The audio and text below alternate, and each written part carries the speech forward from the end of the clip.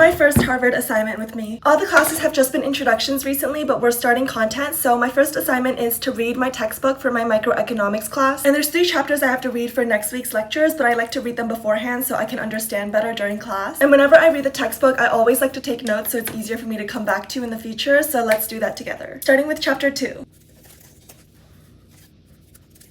This chapter was so much longer than I thought. It was over 50 pages, but now let's move on to chapter 3. Okay, it's been over an hour, but I'm finally done with chapter 3, and now finally chapter 15.1, which should be shorter.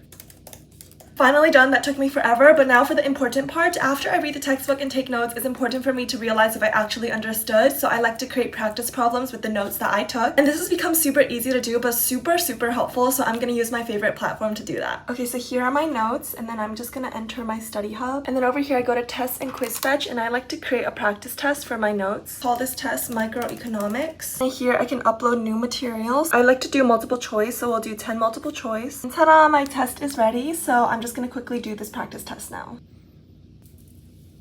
Okay, let's submit the test.